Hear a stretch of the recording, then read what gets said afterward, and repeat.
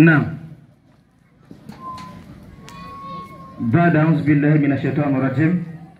بسم الله الرحمن الرحيم. السلام عليكم ورحمة الله وبركاته. وعليكم السلام ورحمة الله وبركاته. الحمد لله رب العالمين، ثم الصلاة والسلام على أشرف سيدنا محمد صلى الله عليه وسلم وعلى آله وأصحابه. أما بعد، inyuma yo gushimira uhoraho umuremyi w'isi n'ijuru, Imana yaremye ibirema byose, nongera nsabira amahoro n'imigisha ko byosakara kuwasozereje intumwa n'abahanuzi, umwarimu mwiza, intumwa y'Imana Muhammad sallallahu alayhi wa sallam. Kigira kabiri, uyu munsi n'umunsi gikorane, umunsi muhagara, aho dufite ikigwa kiza kivuga ubukurikira, twisunze inyandiko ibonekana mu gitabo cya Bibiliya, inyandiko yo muri Tito 2:13. mbega irivugwa muri inyandiko ya Tito 2:13, mbega ni by'ukuri cyangwa ni kinyoma? Twashyizeho akabazo.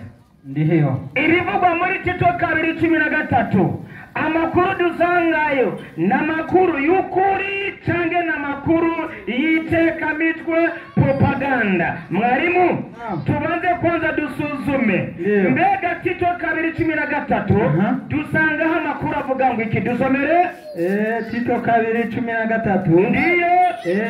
Haragira ati, twitege ibyizigiro by'amahirwe. Uyu ni Tito, uyu ni Paulo yandikiye uwitwa Tito, amwandikira ati twitege ibyizigiro by'amahirwe no kuzoseruka k'ubwiza bwa Yesu Kristo, no kuzoseruka k'ubwiza bwa Yesu Kristo, niwe Mana yacu ihambaye. Ugende gake ngo niyo Mana yacu ihambaye, niki n'umukiza. Uyu Paulo yandikiye Tito dusanga muri 2:13 ati Yesu Kristo niyo Mana yacu ihambaye n'umukiza. Ibyo bivuzwe Paulo yandikira nde? Tito. Turi kumwe? Niyo makuru dusanze muri iyo nyandiko. Mbega ya majambo dusanze muri nyandiko 2:13 Tito, aya majambo, aya makuru twisunza amatohoza yimbitse muri Bibiliya, mbega ya makuru muri nyandiko nayo ukuri cyangwa ni kinyoma? Ndiyo. Turi kumwe? Tugomba rero dusuzume. None ko Paulo yandikiye Tito ngo Yesu Kristo niyo Mana yacu ihambaye n'umukiza. Mwarimu, kugira ngo dusuzume neza tugire itohoza n'abantu bazi gutohoza, reka tubanze kwanza tubaze boss nyene kuvugwa. Turi kumwe?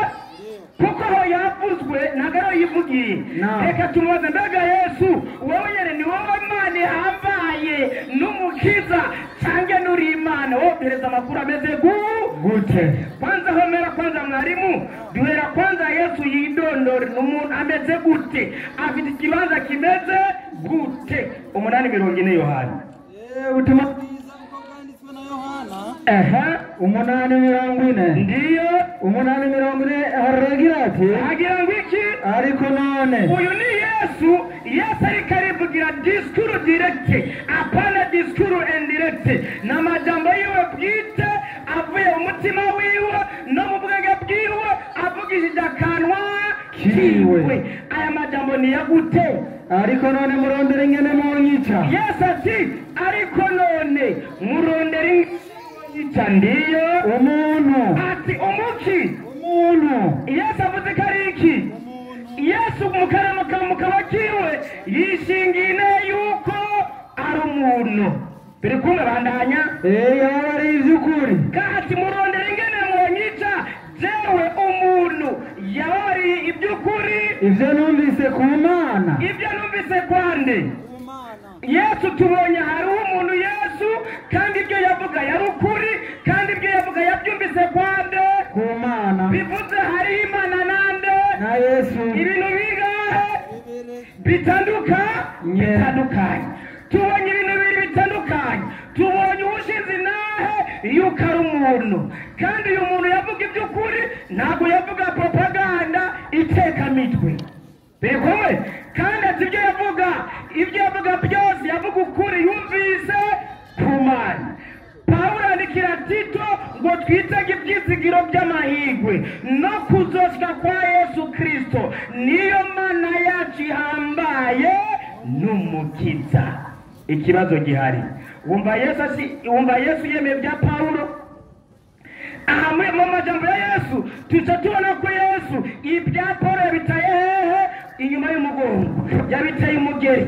Amaze kubitera umugeri Yesu, ko Yesu atari Imana, ahubwo Yesu ko ari umuntu, kandi yavuga iby'ukuri. Ibyo yumvise kwande ku Mana. Reka tujye kwaza uwundi muvugishwa n'Imana. Tusuzume Yesu arashobora kwihenda ku muri. Kumbe arashobora kwihenda, ariko kubera umuntu agashaka kwihenda, ugasanga nta majambo yavuze yanyoye urumogi cyangwa yaborewe, ugasanga inzoga zari zamugeze hehe mu mutwe. Yesu nta rumogi akaza mwarimu, cyangwa ugasanga yari yafashwe n'itiro akagera avugishwa n'itiro cyangwa n'inzara cyangwa yarashonje. Aho no kwemera birashoboka. Reka dusuzume kubona muvugishwa n'Imana. Turabona neza amakuru yuko Imana ari inde? Ari Yesu. Turi kumwe?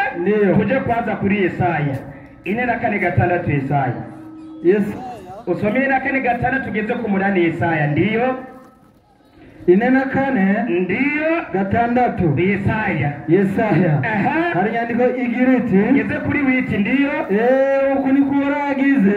Imana irikirivuga tugiye kubaza Imana noneho irivugiye tuko barimu tugoma Paulo twamwumvise ibyiwe na Yesu twamwumvise ibyi, tugiye kubaza noneho Imana tugoma kuri Imana igira iki? Iduha. Duhereze dusomere uku niko uragize umwami wa Isirayeli. Iyo ni Imana yivugiye umwami wa Isirayeli, ariwe mucunguzi wiwe, kandi Imana niyo mucunguzi wa Isirayeli. Ndiyo nyene ingabati, ati uhoraho nyene ingabati. Imana ikiravuga ndiyo ndi uwa mbere kandi ndi uw'iherezo, ati ndi uwa mbere kandi ndi uw'iherezo, kandi nta yindi Imana atari jewe. Imana icitanga noneho isigura kuyijana kwijana ngo nta yindi Imana atari. Bivuze Pawulo yatweretse ko Yesu ari Imana. Imana irabipinze, Imana irabyase ngo nta yindi Imana iriho atari jewe. Bivuze Imana bwa Yesu, Imana yagize iki? Yabwase. Turi kumwe?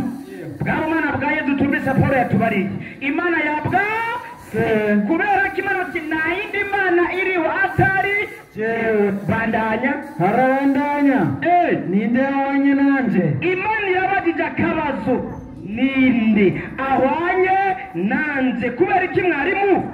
Imana ibajije ninde ahwanye nanje. Imana iko tuzi ko Imana si umuntu, Imana ibyagwa, Imana ibyara, nta na kimwe bagereranya n'iki n'Imana. Ariko Yesu ni umuki? Ni umuntu. Turi kumwe? Yavyivugiye. Bivuze Yesu amaze kuba umuntu, ntabwo mugereranya n'iki? N'Imana. Kubera Imana si iki? Si umuntu. Badaye inyandiko nabiserure yabitangaza yabishire ngaho imbere yanje. Noneho Imana icivuga rero, uzi ko hari uwogeranya na jewe yoza ahwanye nanje, nabiserure ngaha nagira icyo atinya, abishyira imbere y'Uhoraho. Endelea. Werekera hose ninde yamenyekanishije ibizoba? Atuherekera hose ninde yatangajije akamenyesha ibizoba? Ndiyo ibigira bize n'ibizoba nabivuge. Ibigira bize n'ibizoba nabivuge. Ndiyo mwoye gutinya cyane guhagarika imitima, ngo mwoye gutinya cyane guhagarika imitima. Ugeze ku 8 wahagejeje. Aho rero Imana yabajije, turi kumwe? Hariko akabaza ni kariko, akabaza kariko ni kariko mwarimu, akabaza kariko Imana yarabajije. Imana ati jewe mu bana bwanjye ni jewe jenyene, kandi ngo nta n'umwe ahwanye nanje mu bumana bwanjye. Imana imaze kutwereka amakuru Imana iduhaye, aya makuru akaba atandukanye ya Pawulo. Pawulo akaba yatweretse bw'Imana ninde? Yesu. imana ikaba yahakanye nyene kuvugwa Yesu avugwa na Paulo tumwibagije nango agenda umuntu navuga iby'ukuri kandi byo numvise kwande bivuze Yesu ibya Paulo yagiye biteye umugeri dusubire kandi kuri Yesu tumubaze tumbirize koko mwarimu arashobora kuba yarahashoje yafashwe n'inzara twongere tumubaze ni Mariko twongere tumubaze yarahashonje inzara yari mukubise ya saa sita 12:28 Mariko 12:28 niyo hagira ngiki haje n'abanyabwenge w'ibyanditswe yumva bazanya bamenye ko mwishuye neza uyo yari umumenyi w'inyandiko bitabo yumva bazanya bumva ko batanze inyishu nziza Yesu yisha bigenda ngiki arabaza ati bwirizwa ry'imbere muri yose nirihe uyu mumenyi abaza Yesu ngibwirizwa ry'imbere muri yose nirihe ndiyo Yesu aramwishyura ati ry'imbere niri Yesu aramwishyura ati iry'imbere niri ngo nimwumve yemwe Abisirayeli ati nimwumve yemwe Abisirayeli naje ndavuze uti nimwumve yemwe Abarundi uhoraho Imana yacu mwarimu mbega ya majambo Yesu karavuga uhoraho Imana yacu Yesu arimwe na rimwe baratwishyura wewe arimwe na rimwe arimwo Yesu uhoraho Imana yacu na numwavamo na Yesu arimwe arazi neza ko afise uhoraho Imana yiwe arazi neza ko atari iki atari Imana bana inyandiko niwe uhoraho wenyene Imana noganije ati niwe uhoraho wenyene iyo havuze wenyene naho ugira kabiri na n'uwa gatatu ari cange abamwo ni uhoraho wenyene mu Kinyarwanda ati ni Imana imwe rukundo abakire n'indimi ndazishyiramo mu kanya niba biteko baratahurika bandanya yehnike kandi mukundisha uhoraho Imana yanyu imitima yanyu yose Yesu ati mukundisha uhoraho Imana yanyu imitima yanyu yose muyikundisha uhoraho Imana yanyu wumva nizingahe imwe bandanye n'ubugingo bwanyu bwose n'ubwenge bwanyu bwose n'inkomezi zanyu zose ati n'ubwenge n'inkomezi zanyu zose mubikundisha uhoraho Imana yacu burya iyo kiba ari Yesu ariyo Mana yatavuga uti uhoraho ubwenge bwanyu bwose n'inkomezi zanyu mubikundishe jewe uhoraho Imana yanyu niko yari kuvuga mu gihe yaba ari we Mana ariko noneho arazi neza ko atari Imana yaciye abitubereza kwa ari we Mana tuko turagenda kugira tore mbega inyandiko niyo ukuri cange n'ikinyoma kuko muri Bibiliya tuguma tore kuko mwarimu twe dushaka gusuzuma gusa nk'abanyeshuri kuko mwarimu araza kuza ngaha mu kanya kugira tore inyandiko niyo ukuri cange n'ikinyoma aza kubitwereka mwarimu mukwigisha umunyeshuri aha Yesu arahejeje kutwereka no gusigura kame ku kandi tuje kubaza umuvugishwa n'Imana Yesaya kuko Yesaya n'umuhanuzi kandi yavuzwe na Yesu yashingiye na Yesaya yuko umuhanuzi kandi mu bahanuzi bakomeye ubuza gupinga ko Yesaya mu bahanuzi kandi bakomeye kugenda za kumisoma mu nyuma somera kwaze Yesaya 43:10 Yesaya Yesaya 43:10 nagezeyo ndiyo haragira ati byabona byanje ni mwebwe byabona byanje ati ni mwebwe byabona byanje ni mwebwe byabona byanje nikora agize basavye banje natoranije niko uhoraho agize niko uhoraho avuze kugira ngo mumenye munyizere kandi munyizere ndiyo kandi ati kandi mutahure ko ndiwe kandi ngo mumenye Imana mubashe kuyizera hama mutahure ko ndiwe ndiyo nta mana yigeze kubumbwa Imana ati nta mana yigeze kubumbwa hirya yanje kandi nanizoza mu nyuma niwaza kuvuga ati hari Imana y'umwana Imana ati nta mana yigeze kubumbwa hirya yanje niwaza kuvuga duti hari imana mutima mweranda imana ati nanama nizoza munyu jewe nyene ndohoraho ndiki bibuzwa nande iyi ni imana ikiravuga mu kanwa k'umuhanuzi yitwa nde Yesaya.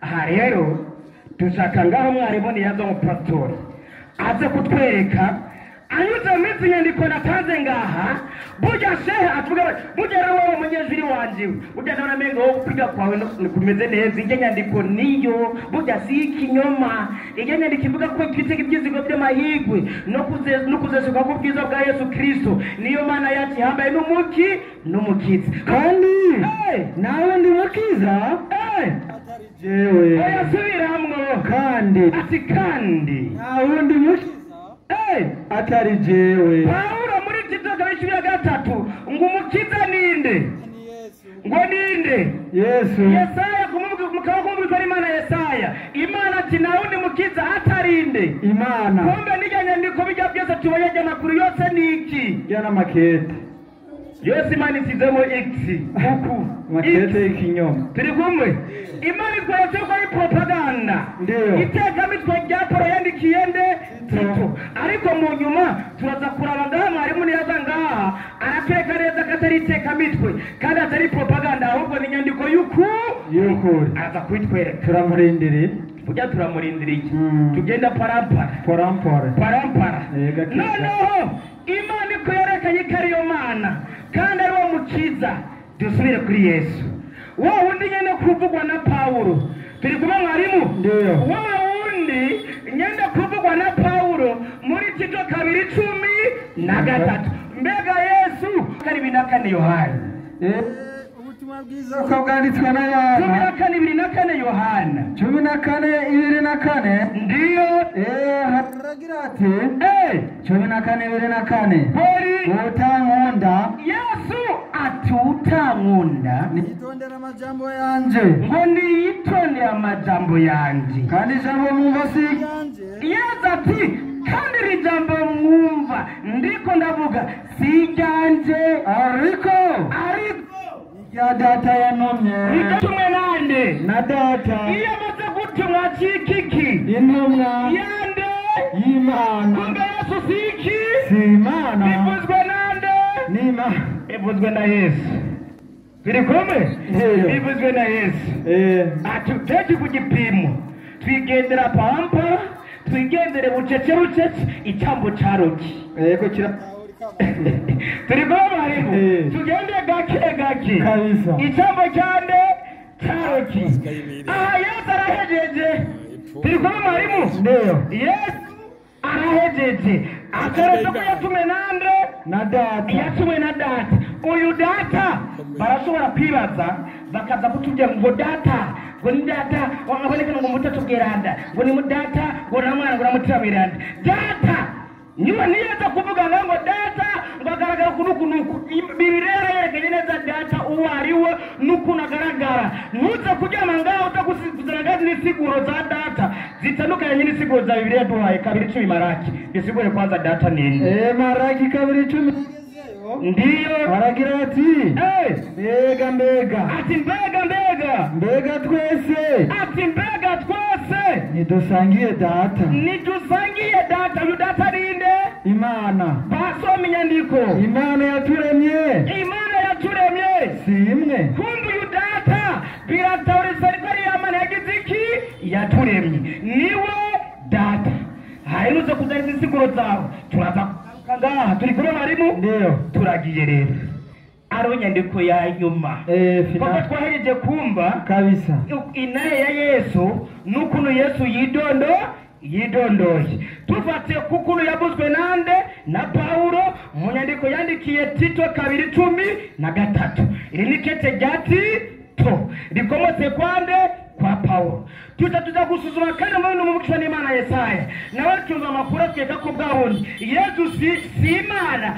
ahubwo hari Imana imwe rudende tubaza kandi Imana kugira dusuzume kumbura Yesaya nawe arashobora kuba yari yabashwe n'inzara yashonje tuze kubaza Imana bose turi kumwe Imana yati ni nyene uhora nta n'umwe ahwanye nanjye turi kubona harimo ndiyo niyo makuru tumvise Imana yaduhaye rero ko aya makuru turangize kwinyandika ikurikira 21 kuvayo aro dufungira ko break 20 kuvayo kuva ndiyo ragira ati hagira ngo iki Imana ivuga amajambo yose aho Imana iriko iravuga ibarira umuhanuzi intumwa y'Imana Mose ikindura Linda kwanza gace aho Imana iriko ibarira Mose ku musozi Sinayi abahanuzi bakangahe agira kare tutwisonze ariko turagaruka mu kanya iminota iraheze tugende kwanza gake parampa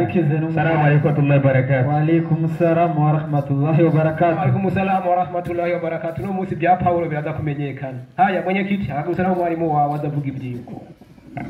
Ko ari ukuri kazere mwigisha kaziri. Ego izina ry'Imana ry'icubahiro. amina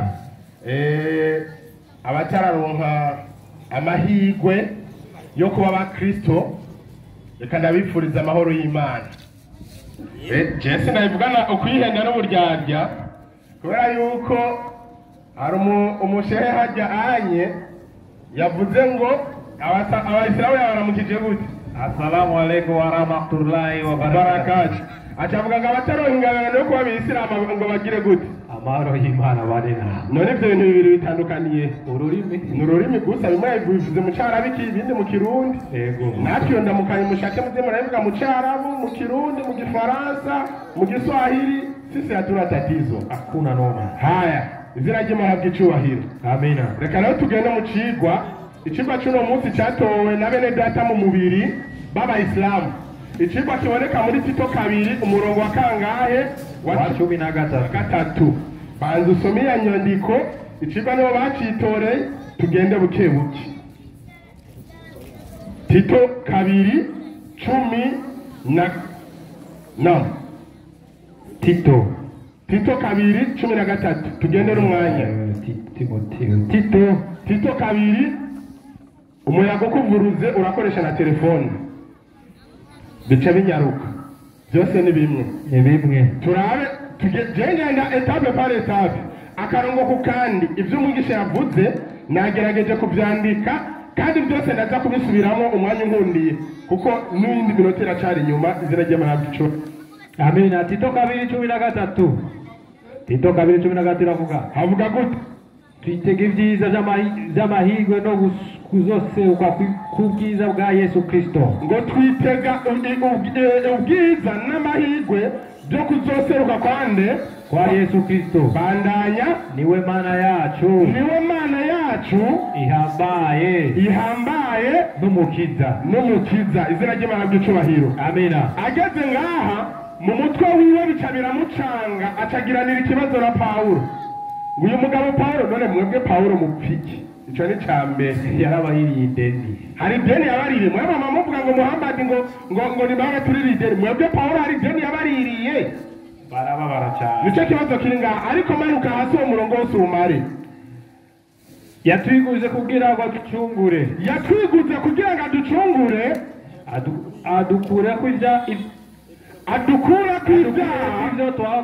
twabitanije byose kandi yumanura ubwoko ngo babe icibare ciwe kandi ahumanura ubwoko ngo babe icibare ciwe bandanya bagwane ishaka ry'ibikorwa byiza sawa 15 ego wame uvuga ivyo ubahanura ubahana mufise ububasha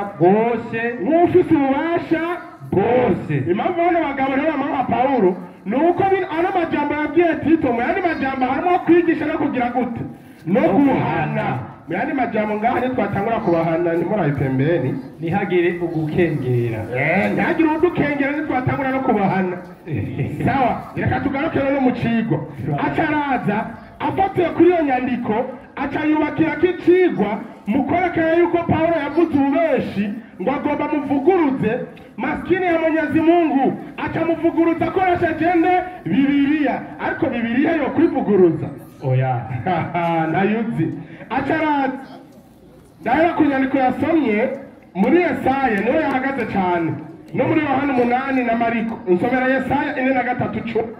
Yesaya 4:10. 4:10 Yesaya 4:10 Yesaya iravuga iti, ivuga gute? nimwebwe vyabona vyanje, ngo nimwebwe vyabona vyanje, niko Uhoraho agize, niko Uhoraho agize, n'abasavyi banje natoranije kugira ngo mumenye kandi munyizere, ngo n'abasavyi banje natoranije kugira ngo mumenye kandi munyizere, kandi mutahure ko ndi uwo ndiwe, ngo kandi mutahure ko ndi uwo ndiwe. Ageze kuri no jambo acabanza arahagarara arikuta mu gatuza ngo Uhoraho yavuze ngo ndi uwo ndiwe. Mu yandi majambo rero ngo Uhoraho ngo nta afitanye isano nande na Yesu, ngo Yesu ngo nta bumana afise, ngo Yesu ngo si Imana, ngo kubera yuko ntabwo ari Uhoraho, ngo Yesu ngo ntabwo ari ndi uwo ndiwe. Ibyo wabikuye hehe? uramudigadiza Ndamudigadiza aratwenze. sawa. Yohana 8:2. Yohana 8. 2:4. Jenge ndakunyandiko yatanze hama ndamwereka ubumana bwa Yesu aho buhagaze.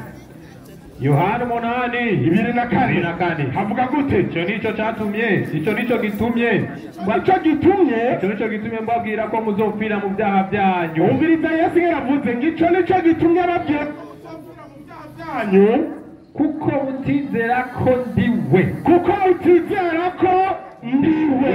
Yesu arabivuze ntabivuze? arabivuze, Yesu arabivuze ntabivuze? arabivuze. Yesaya yavuze ko Uhoraho ari ndi uwo ndiwe. Yesu navuze ati muzopfira mu byaha byanyu mutamenya ko jewe ndi we. None umva igitandukanye ngaho ari icahe? baraza kubitwera. Nimwizere Yesu Kristo hakiriho akanya ntimuzopfire mu byaha byanyu mw'abagabo. Ndiko ndabivugira ku musigiti, nimwe mwampamagaye, izina ry'Imana ry'icubahiro. Amina. Kandi rero nico gutangaza, nsomera Yohana 8:5-6. Yohana 8:5-6 5:6 havuga gute? Aburahamu sogokuruza wanyu, umviriza Yesu yaravuze ati Aburahamu sogokuruza wanyu yari yarahamiye kubona umunsi wanje, yari yarahahamiye kubona umunsi wanje, kandi yarawubonye, ego aranezerwa. sawa. Nuko rero abayuda baramubwira bati, Abayuda bacabwira Yesu batutaramara imyaka 50. ati wowe Yesu mwene Mariya, nk'uko bano bagabo ba Isiramu babivuga ngo wowe Yesu ngo mwene Mariya ngo yabyawe na Mariya ngo ngafise imyaka 40 n'Abayuda. Ibyo vyumvira mufise uyu munsi nivyo n'Abayuda mu gihe cya Yesu bari bagize gute? Bafise ngo utaramara n'imyaka 50. Imyaka 50. sawa. ngo warabonye Aburahamu. Yesu arababwira. Yesu ababwira gute? ati arashingamira, ego kuri, ati nukuri ndabibabwire. mu yandi majambo bano Bayisilamu ko ari abakobwa bakunda kuvuga ngo Yesu ngo ni umuki, ni umuyisilamu, sibyo rero? mu yandi majambo nimba Yesu ari umuyisilamu yabanje kugira gute? kurahira wallahi wabilahi watalahi, sio bayivuga Ego. Yesu arahira ati nukuri ngize gute? Ndabibabwira. Aburahamu ataravuka jewe Yesu namye ndiho, namye ngize gute? Ndiho. None ikintu gihoraho ni igiki? Si Uhoraho. Muri majambo Yesu arahagiye kugaragaza ko ari iki? Ko ari Uhoraho. Acaza abereke ngaha asome mu migani ngo twese ngo twahozeho ngo impwemu zija kuwa zitanze, ahajya havuga uwapfuye. Nuhenda abantu ngaha izina ry'Imana ry'icubahiro. amina. Utugaruka muri Yesaya 4:3 umurongo wa 14. 13 Uhoraho n'umucunguzi. Manuka Yesaya 4:3 kurya murongo w'icumi ukoroke 12 na 3. 10 12 ego ni jewe nabitangaje, ego ni jewe nakijije, jewe nabitangaje, ni jewe nagize gute? nakijije. Mwene majambo Uhoraho niwagira gute? Akiza. Uhoraho niwagira gute? Akiza. None Yesu arakiza cyangwa ntakiza? Kugira ngo tumenye ko ari Uhoraho canke atari Uhoraho, sicyo kigo none. Ego. Hanyuma makenga ari mufise kuri Tito gira gute? Ahere Imana ifashe cyane. Matayo 1:21. Matayo 1:21. Matayo 1:21. Ego Matayo rimwe havuga gute? 11 ego azovyara umwana w'umuhungu sawa nawe uzumwite Yesu ego kuko ari we azokiza abantu biwe ibyaha byabo. jambo Yesu ni wakiziki Ibyaha hariya naho Yesaya yavuze ngo ihoraho ni wakiziki ibyaha kumba Yesu nuhoraho. Ibi ntibigaragaye baraza kubyumva uno munsi. mwarimu Naam. ndakora kene kindi kirwanye n'ubwo yivugiye Yego. yasomye ngo muri Yesaya ngo agira atange icyabona kivuguruza nde Paulo mbere cyabona yazanye kivuguruza Paulo dusanze kije kugira gute gushigikira cyangwa se gushimangira ariko ubwizero cyabona bavuga kigukubita inkoni mu gahanga kuko abarundi baramaze bati kayibage kava mu kanwa ka nyene yo. Yesaya 9:6 iravuga umviriza cyabona yatanga Yesaya ngere kikubwiye rero kandi yacemeye ko Yesaya ibyo aza kuvuga byose n'intumwa y'Imana nk'umuhanuzi aza kugira gute kubyemera. Bandanya Yesaya 9:6 havuga gute? kuko umwana atuvukiye ngo kuko umwana agize gute atuvukiye sawa duha umwana w'umuhungu. umviriza umuhanuzi Yesaya yibona mu gihe ciwe. Bandanya havuga gute? duha umwana w'umuhungu ubutware buzoba ku bitugu vyiwe azokwitwa igitangaza umujyanama imana y'ubushobozi Bandanya data wa twese ahoraho agira gute? ahoraho uyo mwana yari yarahanuwe ko azovuka umukama w'amahoro. nimba wemera ko Yesaya yavuze ukuri atabujyaja burimo ukaba wemera ko Yesaya ari intumwa y'Imana atabujyaja burimo twereka uno mwana yari karavugwa ngaha. Naam, baza kumutuka twereka ino mwana y'ubushobozi Yesaya yari karavuga kuzovuka. twereka uno mwana yari karavuga ko azovuka. ino mwana y'ubushobozi yitwa data wa twese ahoraho umukama w'amahoro. nimba atari Yesu nawe twereka uwundi baze kumutwereka. so yitangiye icyabona cya Yesaya Ego nije nagitanze niwe yamwemeje Imana ihabwa icyubahiro cyane imbere y'abantu. reka rero tubandanye acaraza muri Yohana 8:40 ngo Yesu ngo yari umuntu ibyo muzobivuga kugeza ryari? mwe gutahura ubumara bwa Yesu biri kurushi.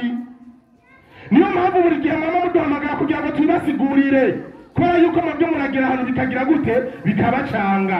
Abikorintho ba mbere 12:3 Abikorinto ba mbere 12:3 havuga gute? iravuga Abikorinto ba mbere 12:3 ego cyo gituma mbamenyesha yuko ata muntu avugishwa na mpemu w'Imana buke ngo nicyo gituma mbabwira yuko ata muntu avugishwa na mpemu w'Imana avuga ati Yesu ni kivume kandi kandi nta muntu ashobora kuvuga ati Yesu nuhoraho atabivugishijwe na mpemu yera izina ry'Imana ry'icubahiro. Amina. Muyandi majambo nitwabona umuntu nk'ujya mugabo yahagaze ngaha ariko aravuga ko Yesu Kristo ataruhoraho ubu ntabivugishwa nande? na mpemu yera. impamvu atabivugishwa na mpemu yera Korani 17:5 Korani havuga gute? na anakuuliza habari ya roho. Muhammad nibakubaza iby'impwemu sema utuvuga uti roho ni jambo lililohusika na Mola wangu Mwenyezi Mungu. Ubwiriza Muhammad ngo nibakubaza iby'impwemu utuvuga uti iby'impwemu birabana n'Imana yanje nanyi ati mwabwira n'Abayisilamu Waislamu hamkupewa katika elimu nta bumenyi mwahawe ila kidogo kabisa kirati bumenyi buke gusa buri kurushi nayo ni elimu ya vitu visivyohusikana na roho. ubwo bumenyi buke nabwo mufise n'ubumenyi butajyanye n'ibintu by'iki by'impwemu. niyo mpamvu wabonye ujya mu shehe yahagaze ngaho ari kutamugakiriza ngo Yesu Kristo siki kubera iki abivuga atarongoye nande namwera. Imana idufashe cyane. Amina. abo bantu rero kuza turabaraba neza iyo ni Korani bivuze ntabwo ari jewe aze ngaha kandi ngo Yesu Kristo suhoraho. mu yandi majambo nimba ibyandiko tubwiye yuko umuntu avuga ko Yesu Kristo aruhoraho abivugishwa na mpemu bajya abahanuzi bose kugira babishingire intahe babivugishijwe nande na mpemu. wowe mu kubihakana ubihakana kubera ata mpemu rero ugize gute ufise nuko inyandiko niwe uriko urazitanga inyandiko shaho wagize gute aho yaciye uriko urakura izina ry'Imana ry'icubahiro amina rero hariho irindi jambo ngomba gutera mwarimu isomo riri muri korowani ngaho barowani kane 171 barowani kane 171 kane 171 171 kandi 170 irari muravuga enyi watu wa kitabu, mwebwe mwahawe igitabo, msipite kiasi katika dini yenu, ntihagire icyo muhindura mu dini ryanyu, wala msiseme Mwenyezi Mungu ila walio kweli, ati ariko ntimukavugire Uhoraho ibitari iby'ukuri. Hakika Masiha Isa mwana wa Mariam, ngo Yesu mwene Mariya ni mtume wa Mwenyezi Mungu. Umviriza ikintu cya mbere Korani ivuze ngo Yesu mwene Mariya ngo ni intumwa y'iki? Y'Imana. Icyo ni ikintu cya mbere Korani igize gute? Ivuze bandanya na ni neno lake tu. Ngo kandi Yesu mwene Mariya ni jambo wiki. Ngo ni jambo wiki w'Imana. Ngo ni jambo wiki w'Imana. Ikintu cya kangahe? Cya kabiri bandanya na ni roho. Ngo kandi ni mpemu iliyotoka kwake. Ngo ni mpemu yavuye kuki? Ku Mana. Ibintu bingahe? Bitatu. Nukuvuga Korani ishinze inteko ijambere Yesu ari iki? Ni intumwa. Ivyo ni sawa n'abayisilamu baravyemera. Bafatira kuri ako nyine. Ahakari havuze ngo Yesu ngo ninde? Jambo. Ubwa gatatu ngo niwe mpemu w'iki? W'Imana. Niyo mpamvu Yohana arimo ku murongo wa mbere havuga gute? Ubwa mbere na mbere jambo yariho. Ngo ubwa mbere na mbere jambo yagize gute? Yariho. Kandi uwo jambo yahoranye n'iki? Yahoranye n'Imana. Kandi uwo jambo yari iki? Yari Imana. Biragimana yabwe icyubahiro. Amina. Korani ntibigaragaje. Kera. Ngo Yesu ni jambo w'iki? W'Imana. Muri Bibiliya naho muri Yohana rimwe ngo Yesu ngo ni jambo yavuye hehe? Ku Mana. Kandi uwo jambo yari iki? Imana. Ikibazo cyarangiye. Kera. Ikibazo bafitanye na Pawulo none kirihe? Ahubwo tuziga amamigo dutahe. Twahejeje. Ikibazo cyaheze. Nibaza ko cyumvikanye. Nawe arasetsa ati aratugere kweri. Ino nyandiko ya Pawulo twazanye no muzi iratumugaje. Izina ry'Imana habwe icyubahiro. Haleluya. Amen. Reka rero tubandanye rero n'icigwa. Sibyo none? Ego. Mbega Yesu Kristo wowe uri Imana cyangwa nturi Imana? Wowe watanze Tito ko yashinze intahe ko Yesu Kristo ari iki? Ari Imana. Yohana 20:8. Yohana 20:8.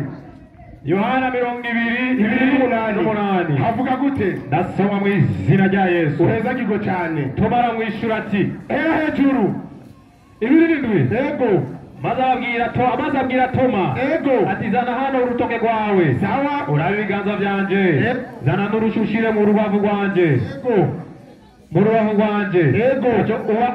Nacho utizera. Sawa. Ariko ube uwizera. Ego. Tomara mwishura ati Toma yishura Yesu gute? Mwami wanje. Mwami wanje. Kandi Mana yanje. Mwami wanje kandi Mana yanje. kuvuga Toma yise Yesu ko ari iki? Imana. Nimba Yesu ataburyarya yari afise cyangwa Yesu nimba yari kuba ari ndyarya nabibyo muri iyo mvugo yari kubwira Toma ati ariko Toma jewe sindi Imana kuki uriko uramwita Imana kandi je ntari iki? Ntari Imana. Ariko Yesu ko yari azi ibyo Toma avuze Musi yaciye amubwira gute? Yesu aramubwira ati ego wijejwe nuko mbonye. Ariko wizeye ko ndi Imana kubera yuko mbonye. Hahirwa batarinze kumbona. Hahirwa batarinze kumbona. Yamara bakizera. Izina ry'Imana habwe icyubahiro. Amina. Yari majambo Toma yashinze inteko Yesu ari iki? Imana. Ko Yesu ari iki? Imana. Kandi Yesu ntiyubahutse kuvuguruza Toma mubwire ngo jewe sindi iki? Imana. Muri majambo Yesu ubwe yaravyemeye ko bamwita iki? Imana. Noneho bihakana nkande twe tumwihakanira. Yohana 10:30. Yohana 10:30. Yohana 10:30. 10:30 iravuga ati ego 10:30 ndahagaze mwarimu. Ego jewe na data. Uburiza Yesu yaravuze ngo jewe na data turi umwe. Jewe na data tugize gute? Turi umwe. Turi umwe. 33. Ego Abayuda baramwishura bati nitugutera amabuye kubw'ibikorwa wowe Yesu nitugutera amabuye kubera ibikorwa byiza ariko nuko warogose kuko wowe uri umuntu kugira imana izina ry'abahabwa icubahiro rero majambo inyigisho abayuda bari bafise zo guhakana ubumana bwa yesu nizo n'abana bagabo bicaye ngaha bagize gute bafise niyo mpamvu n'ubu yesu yoza kandi nabishingira intahe akaza akavuga ati jewe ndi imana bano bagabo babambere mu guhaguruka kugira bamutera iki amabuye kubera bamwe babagambanyi kuva kera nk'abayuda Idirisa arabyemeye wabonye ukuri ndi kugaragaye yego mwene majambo rero nibayege kuza baritwaza Tito mwene uvuge muti kandi tumwemera ko ari imana twaragambanye umuriro wabarindiri ariko twebwe icyo tubahamagara no kugira gute no kumwizera no kwizera Yesu Kristo kugira ngo muze muronke ubugingo budashira kuko nta kintu cyari cyaramuteye ngaha nukurondera no gukiza icyayi cyaragize gute cyarazimiye Imana ihabwa icubahiro niyo mpamvu rero munsi turi ngaha ku musigiti mwagize neza kudutumira Imana ibahezagire kubera abantu bumvise ukuri na mwebwe nyine mwagize gute mwakumvise ko Yesu Kristo ari iki ari Imana ucuza ngaha rero ugaruke muri Tito 2:13 hari izindi nyandiko zikurindiriye erega mwarimu abayisilamu nibo bayuda bo mu Burundi nibo bayuda kana ko Yesu atari iki ari Imana cyane izina ry'Imana ry'icubahiro amina abizera Yesu haleluya amen